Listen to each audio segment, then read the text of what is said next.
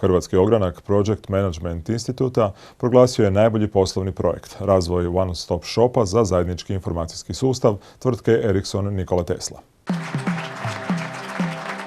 Projekt vrijednosti nešto više od €500.000 trajao svega 11 mjeseci i pružit će bolji, brži i jednostavniji uvid u podatke zemljišnih knjiga i katastra, što dovodi do poboljšanja razine kvalitete i brzine pružanja usluga, ubrzava proces registracije, promjena na nekretninama te olakšava pristup podacima.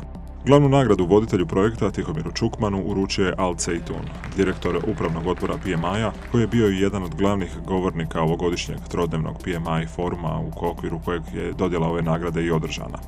Ocjenjivački sud su činili Vedrana Jelušić-Kašić, direktorica EBRD-a za Hrvatsku, Davor Majtić, direktor HUP-a, Saša Bukovac, pomoćnik direktora sektora za međunarodne poslove HGK, Mislav Omazić, prodekan na Ekonomskom fakultetu u Zagrebu i Sonja Prišćan, rizničarka PMI Hrvatska. Ove godine su dodijelili i posebne povelje odabranim projektima kao i zahvalnice.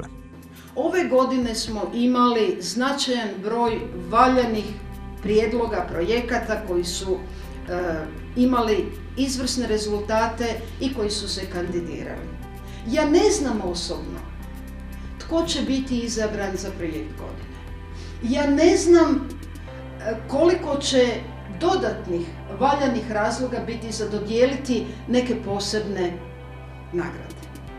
Ali ono što znam je da ćemo pokušati i sa strane udruge i sa svim onim što vam i vi možete pokušati da ovu nagradu za projekt godine PMI Hrvatska 2015. sljedeće ili možda godine nakon proslavljamo na nacionalnoj razini. Unutar neke zlatne kune ili nekog drugog događanja.